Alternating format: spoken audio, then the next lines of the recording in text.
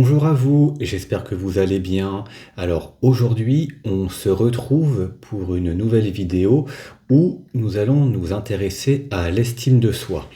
Alors, dans l'appel d'accompagnement que vous pouvez réserver avec moi, je propose mon aide afin de vous aider à dormir mieux et à vivre mieux en travaillant sur l'estime de soi.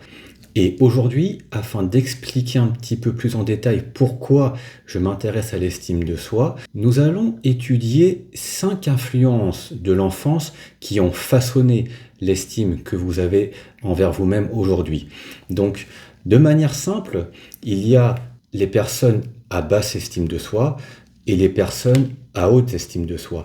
Donc, pour définir en quelques mots ce qu'est l'estime de soi, c'est la réponse à ces 3 questions. Comment je me vois, comment je me juge et surtout comment je me traite. Alors, comment je me traite, qu'est-ce que ça veut dire? Ça veut dire que lorsque vous vivez une situation de réussite, est-ce que vous savourez votre réussite à sa juste valeur sans rentrer dans des excès de supériorité, sans rentrer dans du narcissisme? Et au contraire, lorsque vous subissez un échec, est-ce que vous êtes plutôt conciliant envers vous-même? Est-ce que vous êtes plutôt bienveillant? Vous vous rassurez comme vous le ferait un ami? Ou est-ce que, au contraire, en cas d'échec, vous rajoutez une double peine en vous parlant très sévèrement, en vous disant par exemple que c'est bien fait, que vous l'aviez bien mérité, que de toute façon c'est normal. Et donc, cette façon de se traiter en dit beaucoup sur l'estime que vous avez de vous-même. Et pour comprendre un peu plus en détail pourquoi vous en êtes arrivé à ce stade-là aujourd'hui, nous allons voir les 5 éléments qui ont façonné votre estime de vous-même. Lors de l'enfance, le premier influence qui est très important et qui a façonné votre estime de vous-même concerne vos camarades de classe, vos camarades dans l'école où vous étiez. C'est très important car les camarades de classe jouent un rôle majeur dans la construction de l'estime de soi. Et c'est vrai puisque c'est souvent à l'école que l'on fait face aux premières comparaisons, aux premières moqueries. On compare vos performances scolaires, il y a la popularité, les moqueries, l'exclusion sociale ou même le harcèlement ont laissé des marques indélébiles qui résonnent peut-être en vous encore aujourd'hui. Et à l'inverse, si vous avez grandi dans des classes où vos camarades se montraient bienveillants envers vous-même, voire solidaires, que vous avez pu même vous faire des amis, cela a été propice à développer une bonne estime de vous-même. Cela a renforcé votre valeur personnelle et ce sentiment de protection sociale. Donc durant l'enfance, l'enjeu était de trouver sa place dans ce petit monde compétitif. Le deuxième élément qui a influencé grandement votre estime de vous-même aujourd'hui représente le corps enseignant. Car en effet, le corps enseignant, de par son attitude, a grandement influencé votre estime de vous-même. Est-ce que vous avez grandi avec des professeurs qui étaient bienveillants, à votre écoute, qui valorisaient vos réussites et qui vous soutenaient lors de vos échecs? Ou au contraire, est-ce que vous avez grandi dans un univers où le corps enseignant était élitiste, avait des attentes trop élevées et exerçait sur vous une pression difficile, voire injuste, et une comparaison douloureuse avec les autres camarades qui, eux, avaient de meilleurs résultats que vous-même? Un enseignant critique ou indifférent a semé le doute chez vous et a fait grandir ce sentiment d'infériorité, ce qui a contribué à une faible estime de vous-même aujourd'hui. Un enseignant encourageant peut devenir une source d'inspiration et aider l'élève à croire en lui-même. Les compliments, l'écoute et la reconnaissance des efforts, quel que soit le résultat que vous avez obtenu, cela a renforcé votre estime de vous-même aujourd'hui, car vous aurez grandi dans un univers où vous saviez que échouer n'était pas pénalisant. Aujourd'hui, n'importe quel élève a le droit à l'erreur. Je parle des professeurs, mais cela est aussi valable pour les surveillants qui se chargeaient de s'occuper des élèves, que ce soit à la cantine ou pendant la cour de récréation. Car en effet, lorsqu'il y avait un conflit entre 2 élèves, est-ce que la personne adulte qui était à vos côtés a eu un comportement bienveillant, avec de la communication, sans attribuer automatiquement des étiquettes aux élèves, sans faire des comparaisons excessives, sans être agressif? Est-ce que l'adulte prenait le temps d'écouter la personne au lieu d'émettre un jugement trop hâtif? Donc les maîtres, les maîtresses et les surveillants représentent le deuxième élément très important qui ont façonné l'estime que vous portez à vous-même aujourd'hui. Le troisième élément qui a façonné votre estime de vous-même aujourd'hui concerne vos amis. Alors, contrairement aux deux éléments précédents, les amis représentent quelque chose de très important puisque vous avez la possibilité de les choisir vous-même, alors que vos camarades de classe et le corps enseignant, vous ne pouvez pas les choisir ni les changer. Donc, il fut très important pour vous, lors de votre petite enfance et surtout à l'adolescence, de choisir les bons amis. Là où beaucoup de personnes ont fait l'erreur de changer leur personnalité pour appartenir à un groupe, car cela se traduisait par un refus d'être exclu du groupe. Vivre un rejet social pour un enfant et adolescent est terrible, et donc beaucoup de personnes ont choisi de mettre de côté leurs propres valeurs pour appartenir à un groupe. Un ami, c'est quelqu'un qui doit être capable de vous soutenir sincèrement lors de vos moments difficiles, et ce de manière réciproque. C'est comme dans une relation amoureuse, c'est d'être ensemble et d'avancer. Si vous avez connu des amis qui vous ont soutenu, qui vous ont aidé dans vos moments difficiles, qui vous ont fait comprendre que vous étiez une personne digne de confiance, une personne qui avait le droit d'échouer et qu'il fallait continuer à avancer et surtout ne pas se traiter avec fermeté, avec dureté, alors aujourd'hui vous avez peut-être une bonne estime de vous-même.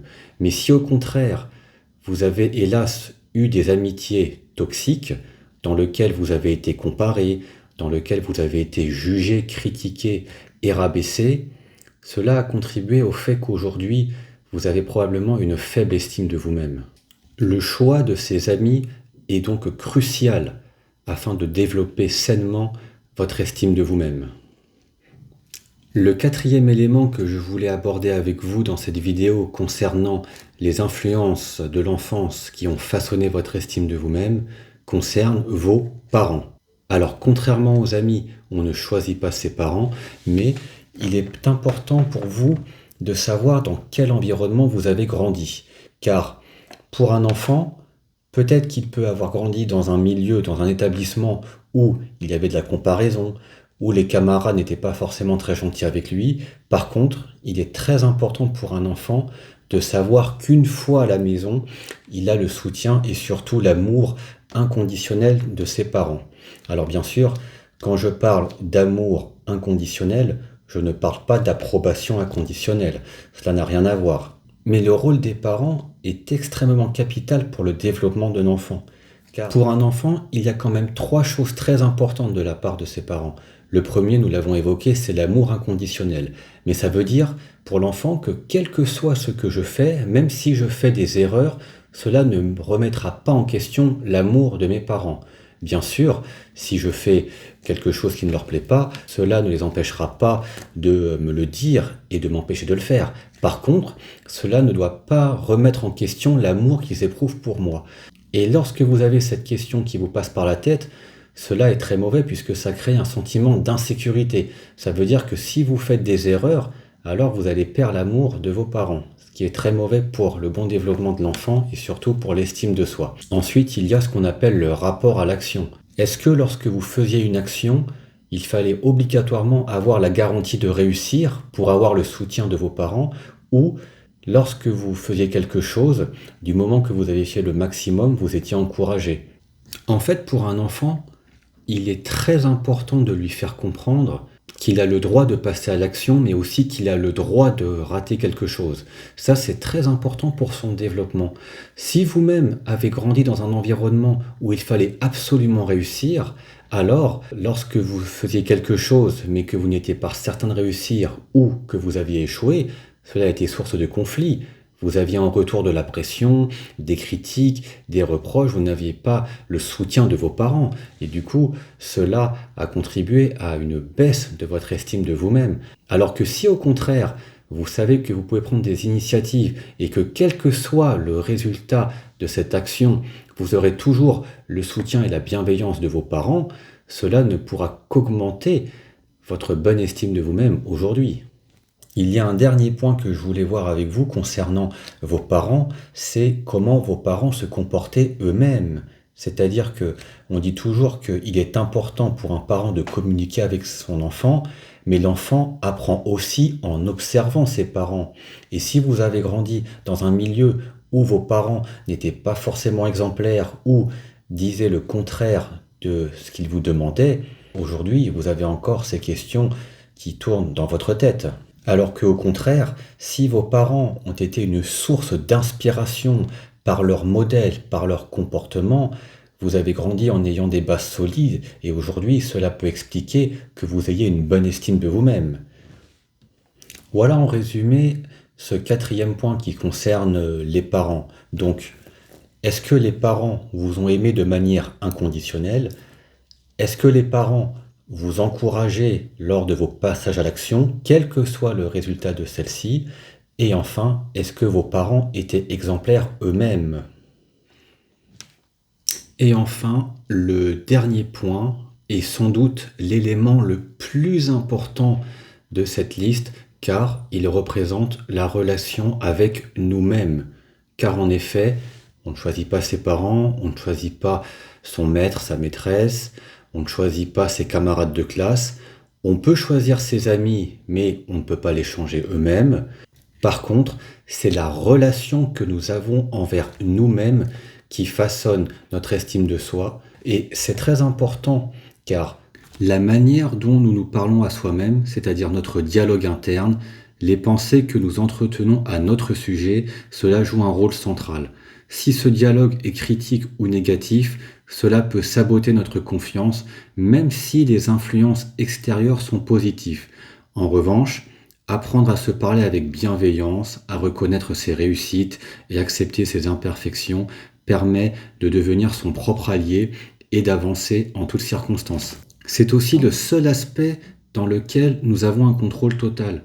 Même si les influences extérieures ont été négatives, comme nos parents, les enseignants, nos amis ou camarades, nous avons la possibilité de travailler sur nous-mêmes, de déconstruire les croyances limitantes et de développer une estime de soi solide à travers des pratiques comme l'autocompassion, la gratitude et le développement personnel. Et c'est d'ailleurs ces aspects-là que je développe plus en détail lors de mes appels d'accompagnement. Donc, si cela vous intéresse, si vous avez besoin de retrouver votre estime de vous-même, n'hésitez pas à réserver un appel avec moi en cliquant dans le lien dans la description. J'espère que cette vidéo sur les 5 influences de l'enfance qui ont façonné votre estime de soi vous aura plu, que cela vous aura apporté de la valeur. Comme d'habitude, n'hésitez pas à me dire en commentaire ce que vous en avez pensé, si vous voulez partager votre expérience ou me poser des questions. Je vous remercie de votre attention et je vous dis à très bientôt sur votre chaîne Dors bien, vis mieux.